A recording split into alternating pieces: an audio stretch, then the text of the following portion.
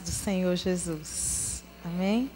É muito bom estar num ambiente acadêmico e que nós podemos dizer essa frase com muita alegria. Graça e paz. Amém? Quero aqui cumprimentar a todos os presentes e também ao professor Marcos, aqui à minha direita, né, que é o nosso primeiro palestrante. Professor Tiago Holanda, aqui à minha esquerda, que é o nosso segundo palestrante.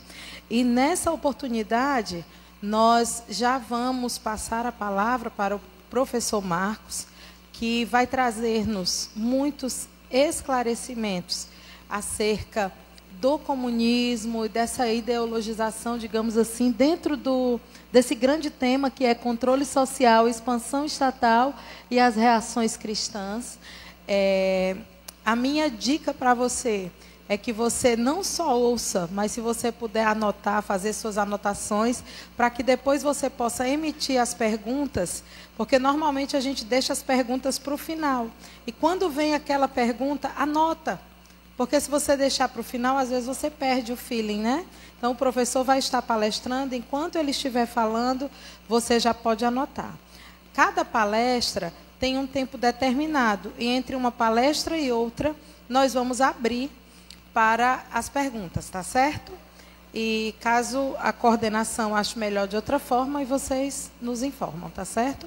Então, eu gostaria de pedir a atenção de todos, e será um momento de muita aprendizagem. A todos vocês que estão aqui, sejam muito bem-vindos à Comune, e eu, como parte também desta comunhão, fico muito feliz em estarmos aqui mais uma vez para um evento tão valoroso. Vamos ao professor Marcos, que vai iniciar a primeira palestra. Posso ir para ali? Pode sim. Tem um? Tem um microfone lá, né?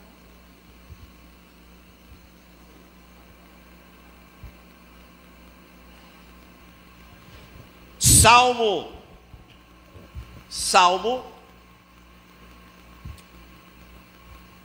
2:2. Bíblia King James, de 1611. O Antigo Testamento é baseado no texto maçorético e o Novo Testamento do Textus Receptus. É a Bíblia mais fiel. Qualquer Bíblia atualizada é adúltera. Todo nome que é assim, atualizada, tem vários adultérios espirituais nessas Bíblias. Principalmente a Nova Almeida atualizada. Diz assim a King James: os reis da terra se postam em pé, e os governantes sentam-se juntos, em reunião de conselho e decisão, unidos contra o Senhor e contra o seu ungido. Muito atual esse versículo. Meus amados irmãos, irmãs, convidados que aqui estão, o mal organizado está profundamente inserido na sociedade atual, na sociedade mundial. E o objetivo desse mal organizado é subverter e destruir as pessoas, as famílias e as nações. Esse mal organizado é a doutrina enganosa, insidiosa do comunismo. O comunismo está fundamentado no ateísmo, no relativismo moral e na ética situacional. Karl Marx, fundador do comunismo, publicou no dia 21 de fevereiro de 1848 o Manifesto Comunista. E lá está escrito assim, abre aspas: o que o comunismo pretende é suprir, escute bem, as verdades eternas e extirpar a religião e a moral, ao invés de lhe dar forma nova, fecha aspas, Karl Marx. Manifesto Comunista de 21 de fevereiro de 1848. Então não tem dúvida. o comunismo alicerçado, repito, no ateísmo, no relativismo moral e na ética situacional. Portanto, o cristianismo e o comunismo são inimigos irreconciliáveis. Algumas pessoas tentam conciliar o comunismo com o cristianismo, usando algumas passagens bíblicas.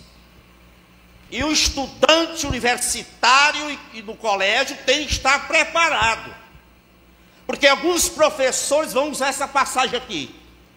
Atos 2, 44, 45 diz assim: todos os que criam estavam juntos e tinham tudo em comum, vendiam suas propriedades e fazendas e repartiam com todos, segundo cada um tinha necessidade. Pronto, está aí o comunismo.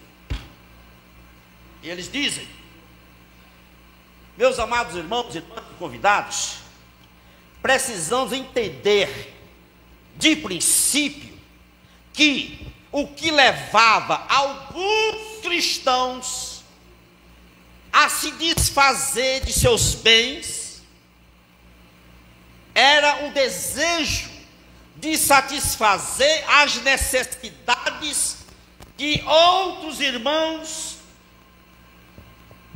na comunidade estavam passando por privações materiais. Então, temos que partir desse princípio. O que existia na comunidade cristã primitiva era comunhão prática, e não socialismo cristão, e não comunismo cristão. Se formos olhar o capítulo 4, lá na frente do livro de Atos, que é outros que eles usam também, que é uma repetição, em outras palavras, do capítulo 2 de Atos 44, 45, que eu acabei de ler, lá no quarto capítulo, verso 34, diz também que alguns vendiam suas propriedades para repartir com os necessitados, com os pobres. Porém, a boa hermenêutica nos diz que temos que olhar outros versículos anteriores. Se no capítulo 4 diz a mesma coisa praticamente que está no capítulo 2, no capítulo 4, no verso 32, diz assim: da multidão dos que criam, era o coração e a alma. Verso 32, no capítulo 4. Então, antes de dizer que alguns vendiam suas propriedades para repartir com os necessitados e os pobres, diz que da multidão dos que criam, era o coração e a alma. Isto é comunhão prática. Isto é vida cristã prática. O compartilhamento de bens, de propriedades, era voluntário, indicando uma generosidade de espírito, indicando compaixão pelo próximo. Então, a igreja primitiva praticava generosidade como consequência de já ter intimidade com Deus, de já ter comunhão com Deus. Portanto, esse repartir de bens era uma expressão voluntária como consequência da intimidade que eles tinham com Deus. Na comunidade cristã primitiva, havia muitos que eram ricos.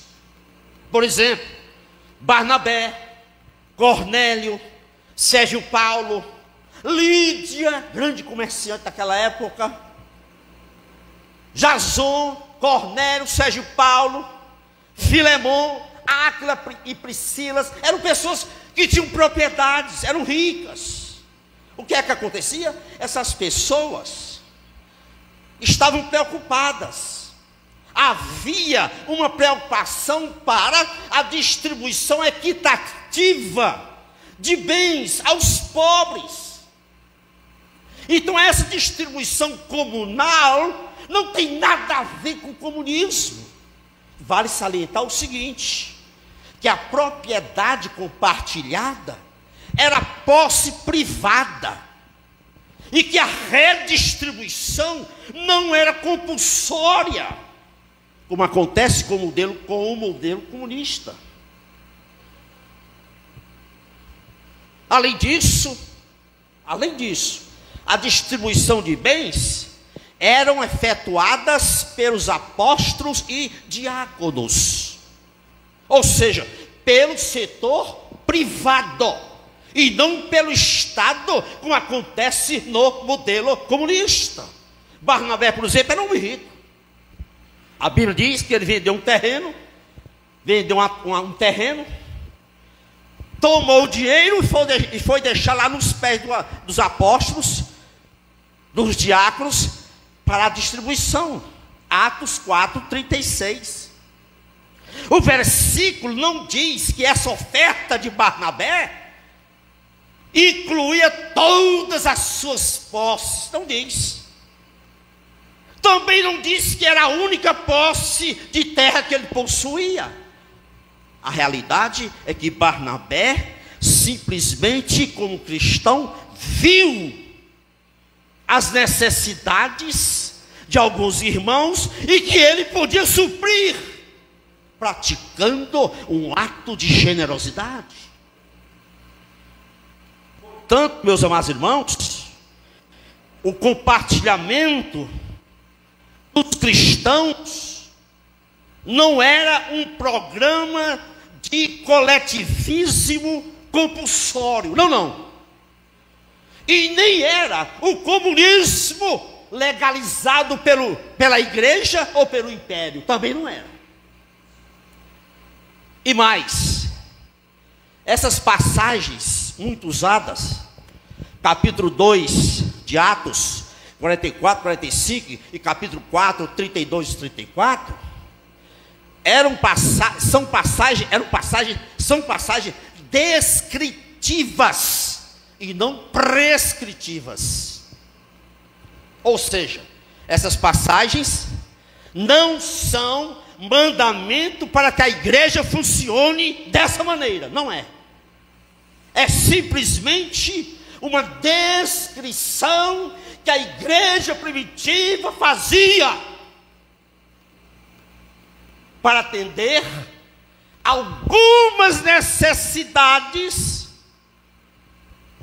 urgentes, únicas e emergenciais. Ponto final. Não existe na Bíblia nenhum registro que outras igrejas do Novo Testamento seguiu esse modelo. Uma expressão que vocês já viram, muito usada pelo comunismo, pelos comunistas e pelos os economistas marxistas, é a seguinte: redistribuição de riquezas.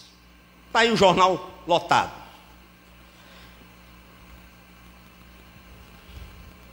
Meus amados irmãos, irmãs, convidados, na parábola de Mateus capítulo 25, Jesus diz que é tomado dinheiro de um servo que menos tinha e foi dado a outro servo que mais tinha, aumentando assim a desigualdade econômica.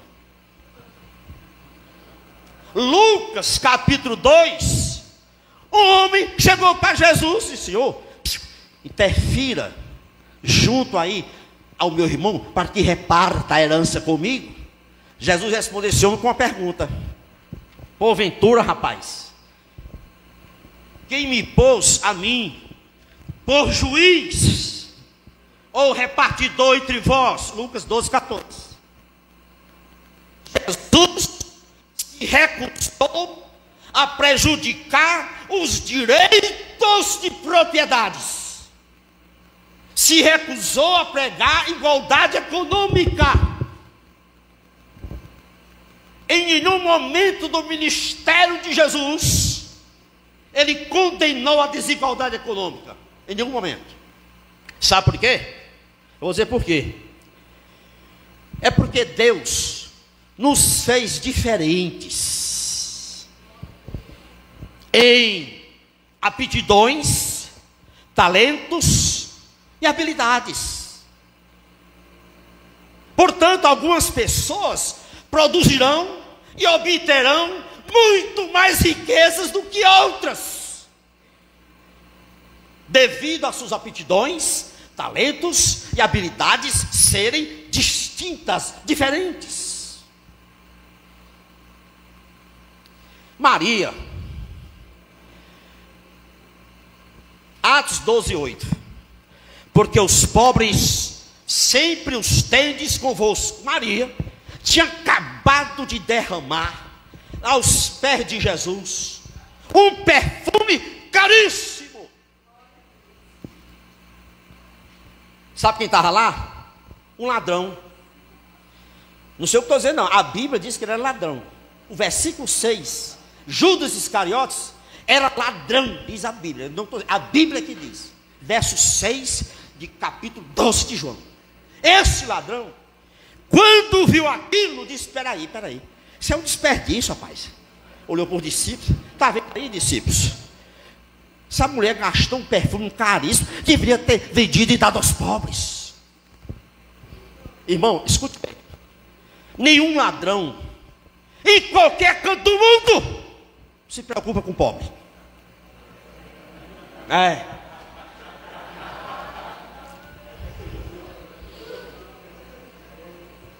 Jesus, diante desse comentário ofensivo de Judas Iscariotes, Jesus poderia ter ignorado a referência que Judas fez à palavra pobre.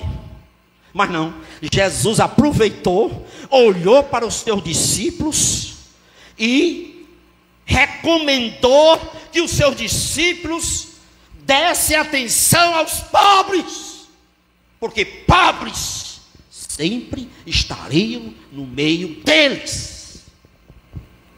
Jesus, com essa expressão, pobres sempre estarão no meio de vocês, discípulos, com essa expressão, Jesus estava indicando a impossibilidade da erradicação da pobreza em qualquer regime político. Quer ser monarquia, presidencialismo, o que for.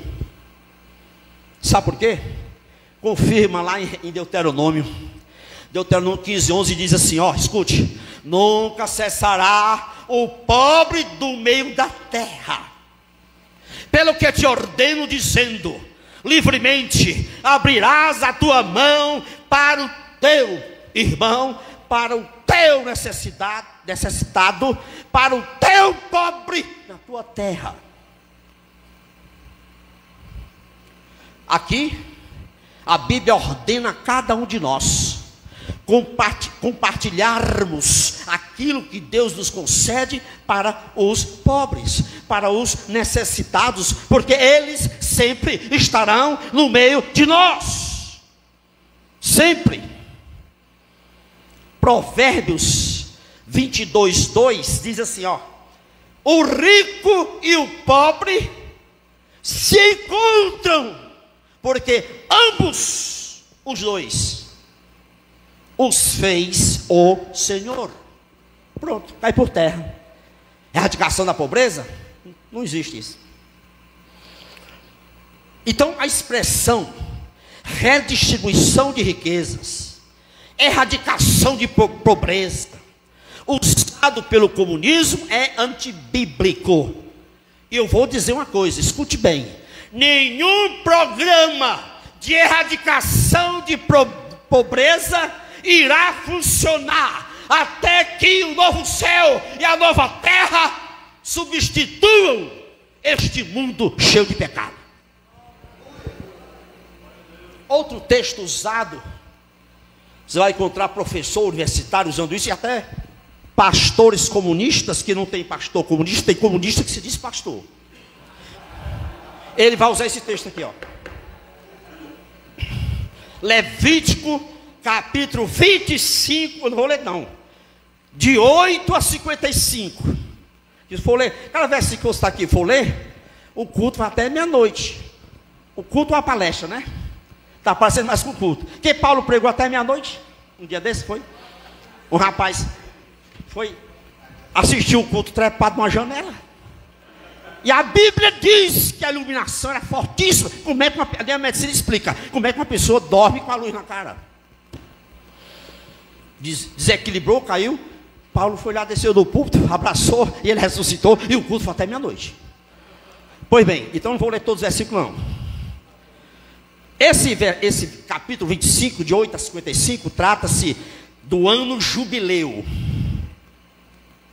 Os comunistas, não eu, os comunistas dizem que o ano jubileu, em essência, é a pregação de um ideal bíblico para a igualdade material, para a redistribuição de bens. Afirmam ainda o seguinte, os comunistas, não eu, que o ano jubileu é um golpe mortal no capitalismo e que o acúmulo de propriedades é pecado. Não sei onde é que arrumaram isso. Se nós fizermos uma análise cuidadosa das regulamentações do ano jubileu, descarta todas essas afirmações dos comunistas.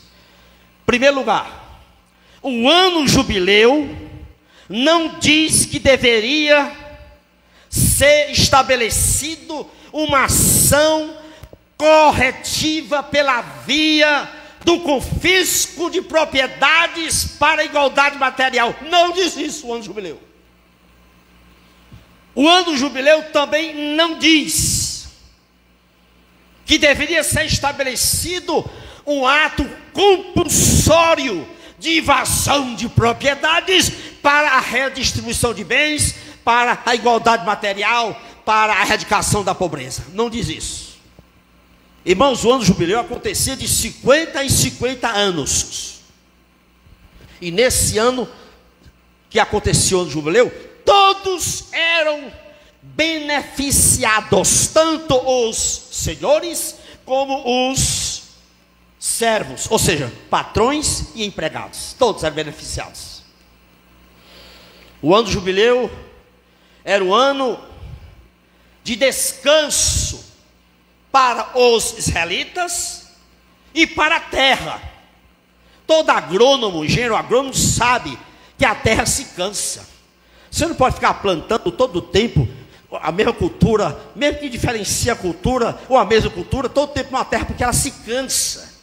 Ela perde alguns nutrientes, precisa de descanso a terra. Então o ano jubileu é aquele ano que os israelitas teriam um ano para seu descanso de trabalho, e a terra também não era cultivada naquele ano.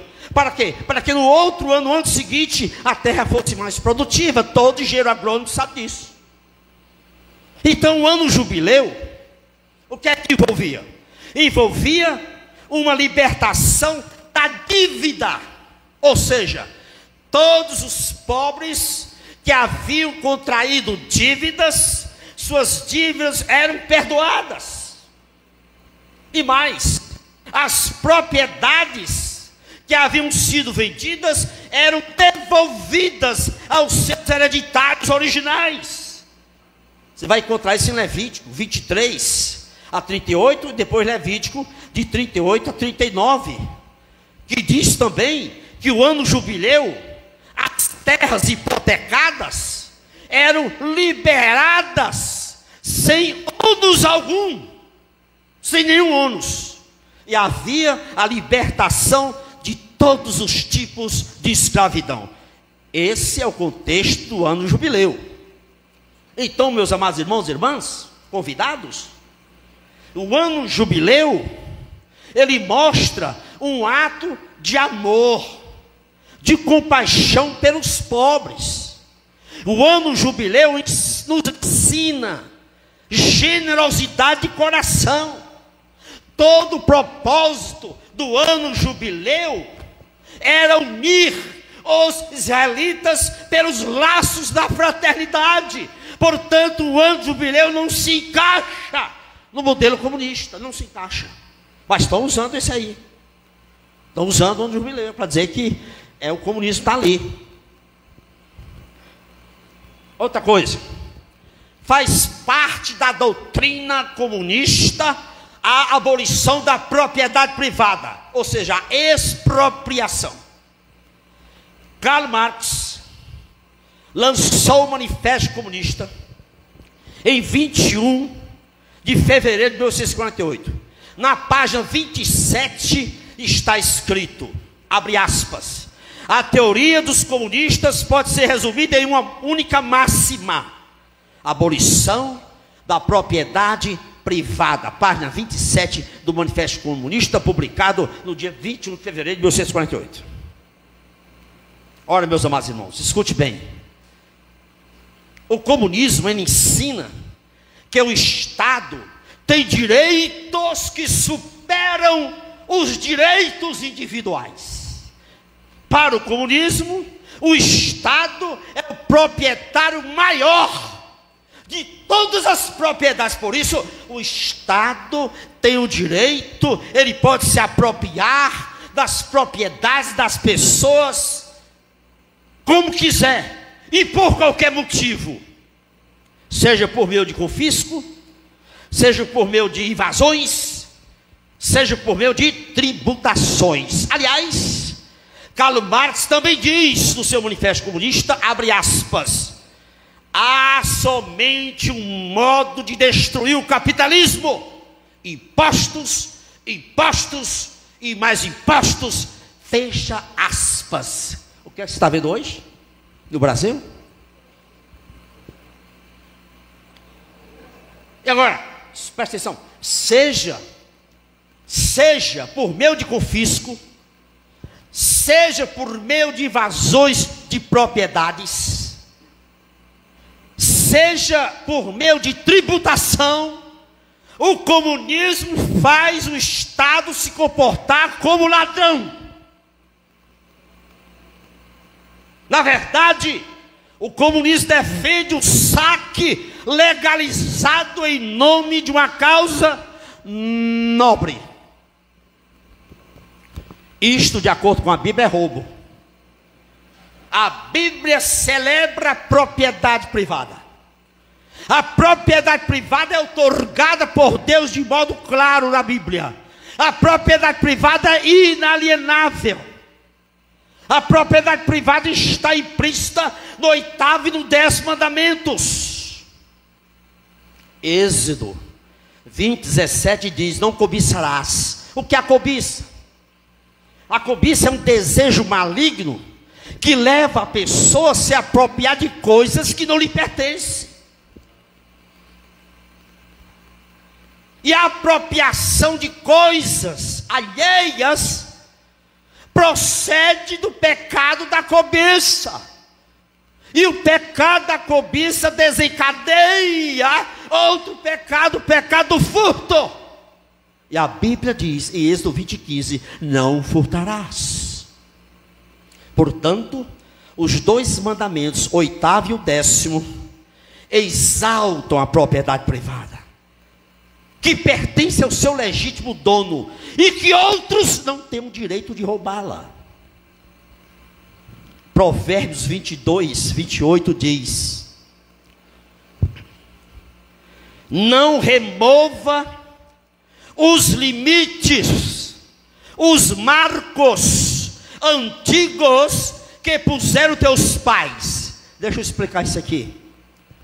Os limites, os marcos, eram pequenas pedras demarcadoras das terras, que mostravam onde não se poderia ultrapassar. Hoje bota cerca, né? Homens desonestos poderiam mover essas pequenas pedras demarcadoras, aumentar sua propriedade, portanto, roubando do seu vizinho. E a Bíblia é muito atual. Respeitar os marcos, os limites, as demarcações, é um princípio básico da vida cívica, de acordo com a Bíblia.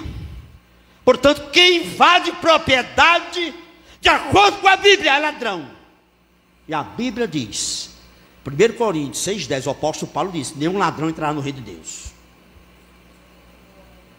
Em Eclesiastes 3,13 está escrito que é dom de Deus todo homem coma, beba e desfrute do seu trabalho.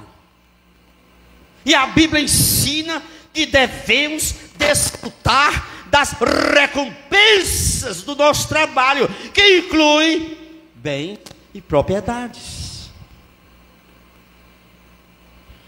Na comunidade cristã primitiva, havia posse de propriedades.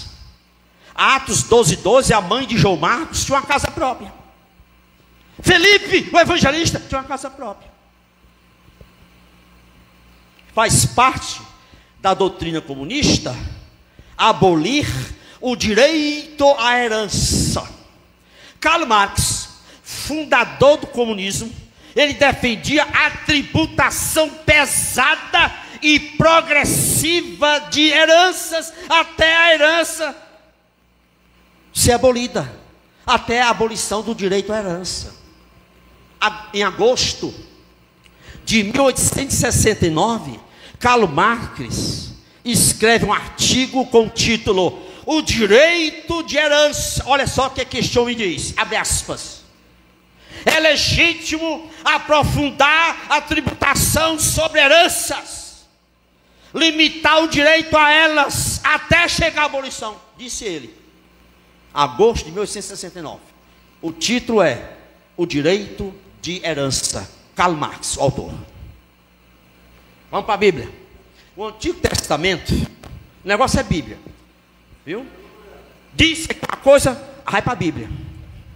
O Antigo Testamento, lá no Antigo Testamento, existem as leis relacionadas à herança, que inclui o direito do filho primogênito. Está lá em Deuteronômio 21, 15, 17. O filho mais velho, primogênito, herdaria uma dupla porção, uma porção dobrada. Quando o pai estava para morrer, o pai liberava propriedades, terras aos filhos.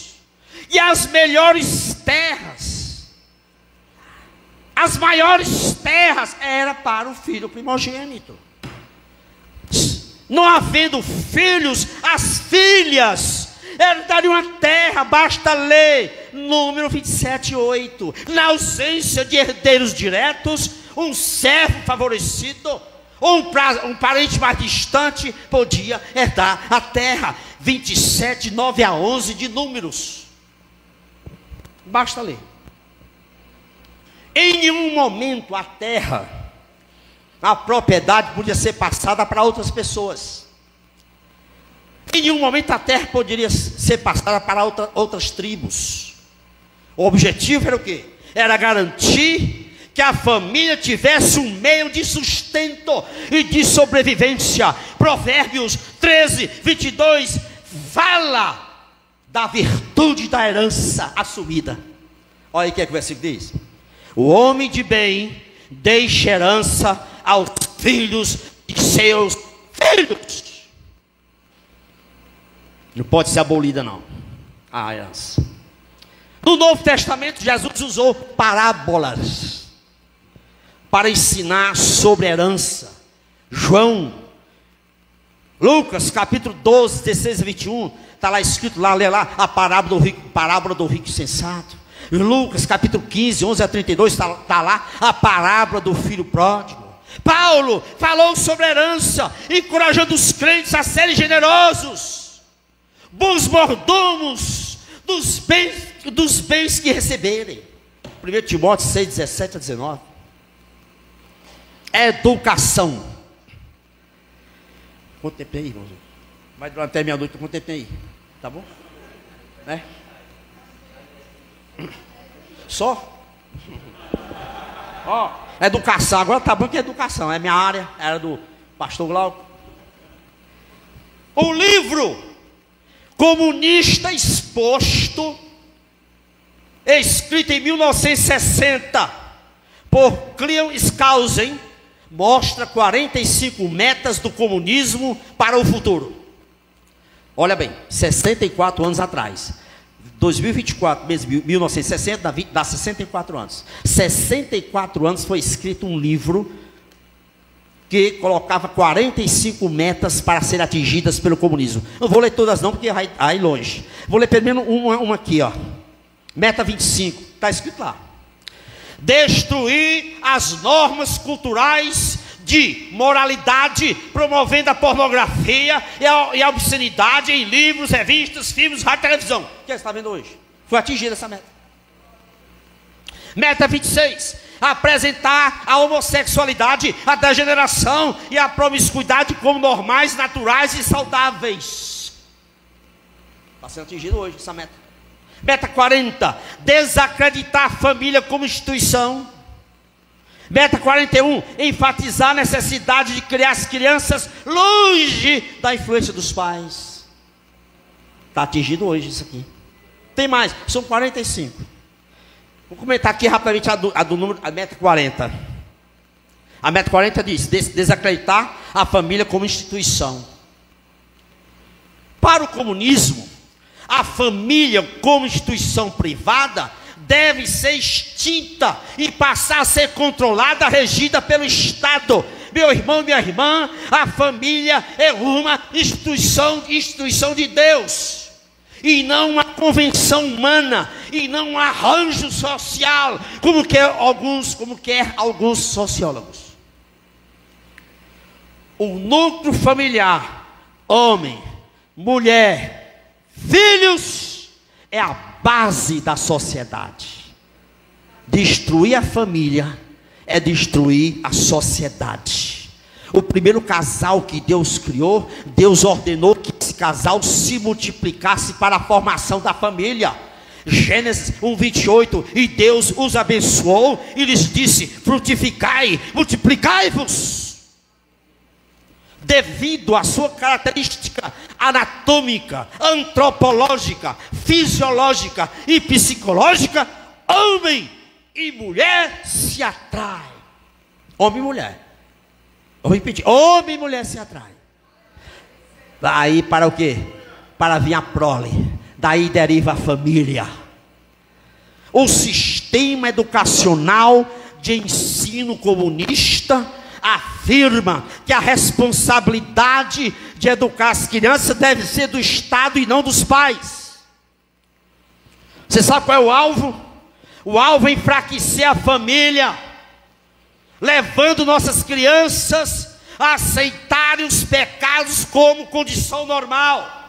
Esse sistema educacional de ensino comunista está trabalhando nas mentes, nas emoções de nossas crianças, bombardeando-as com imagens pluralistas, promíscuas e obscenas. Vem apertar o sinal aí. 50 minutos? 8. Hoje, os currículos, o pastor Glauco sabe isso, das escolas públicas e privadas, e também das universidades públicas e privadas, os livros texto, os programas didáticos e os projetos pedagógicos estão sendo criados para satisfazer todo tipo de perversão sexual. Quais? Homossexualidade, bissexualidade, polissexualidade, transexualidade, pedossexualidade, zoossexualidade, sexo com animais, incesto, fictossexualidade, casamento com um holograma. O homem casa com uma boneca, com um robô, e a mulher casa com um boneco, um robô. Ultimamente uma mulher casou-se com uma árvore.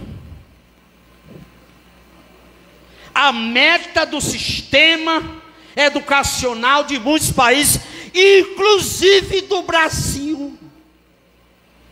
é fazer a ressurreição de Sodoma e Gomorra. Não tenha dúvida nisso.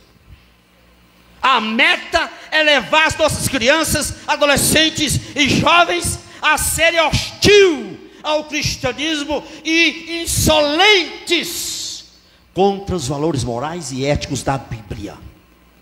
A meta, eu vou dizer agora, sabe qual é a meta dos currículos das universidades e escolas? É estabelecer o conceito de que a Bíblia é uma literatura de ódio.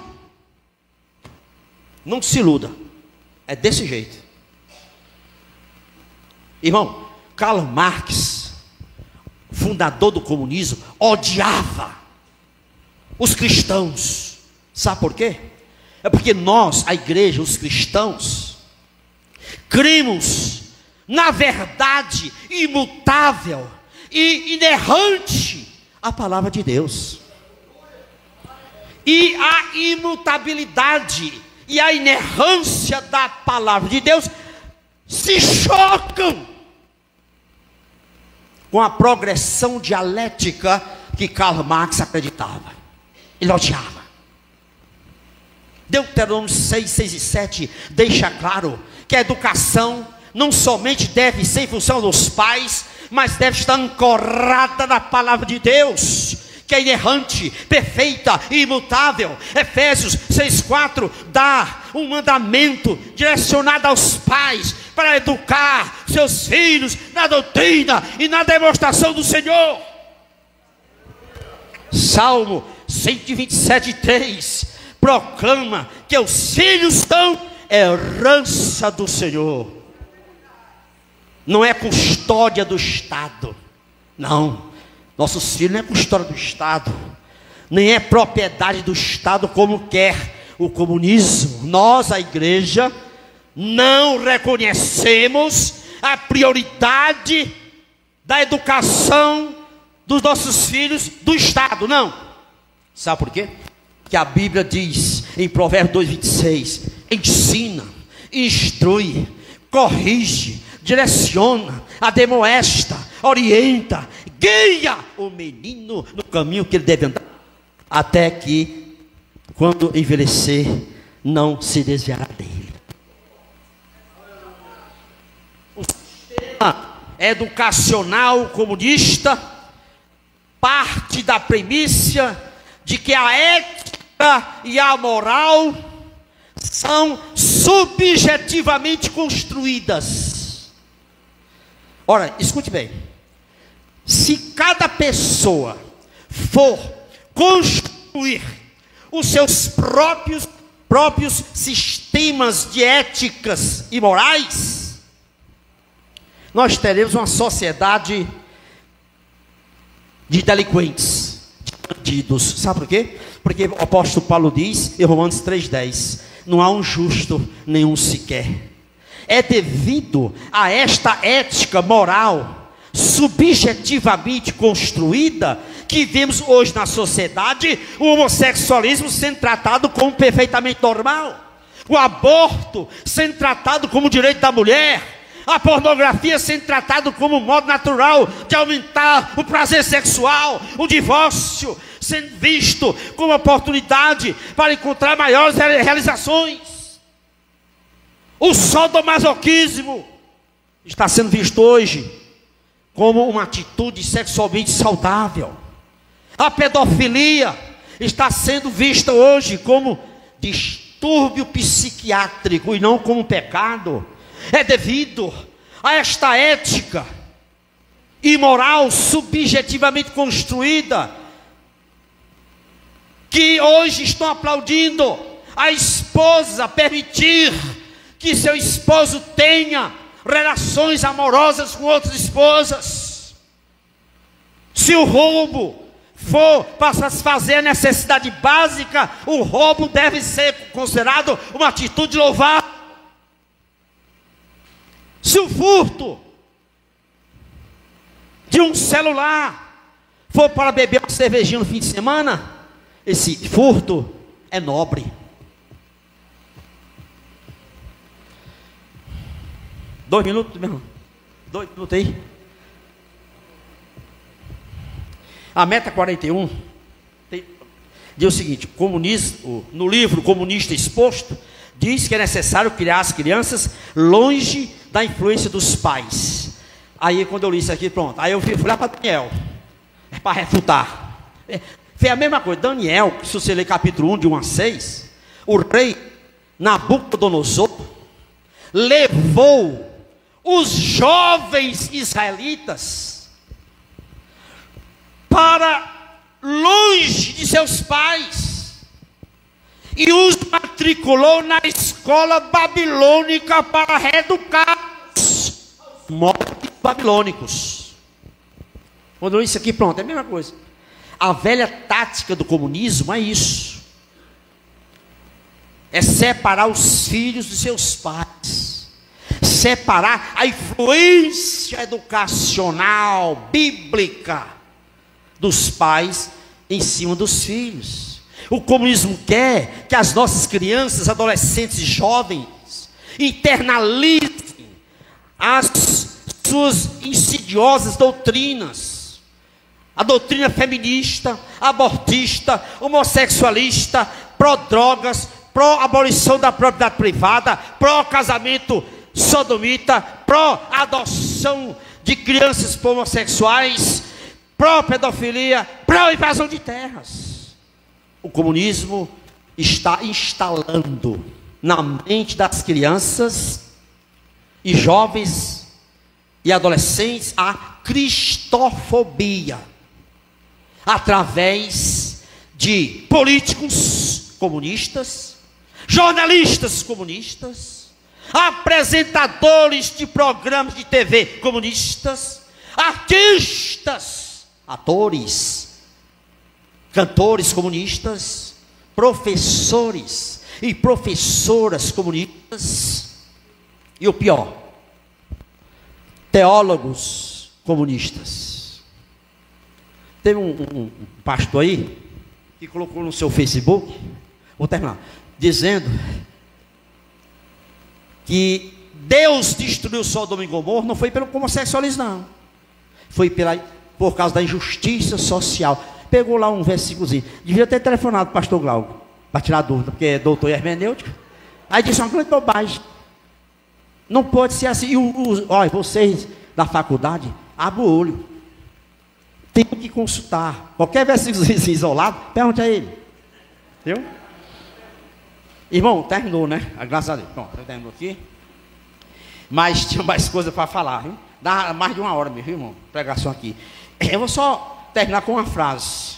Há 12 dias atrás, tem mais coisa, muito mais coisa aqui para falar ainda, que não deu tempo. Mas, até sobre Jesus nasceu sendo tributado. Como é que pode? Sabia disso? Jesus nasceu num grande alvoroço tributário. Augusto César baixou um decreto lá tributando todo mundo, e Jesus, criança, foi tributado. Mas depois, eu vou dizer mais tarde, depois, outra oportunidade. Só para terminar, 12 dias atrás, 18 de novembro, no discurso de abertura da cúpula do G20, o presidente da República do Brasil disse, abre aspas, declaro oficialmente lançada a Aliança Global contra a Fome e a Pobreza. Frase bonita, bem construída, diplomática até. Mas é utopia. Biblicamente falando, é antibíblica. Irrealizável.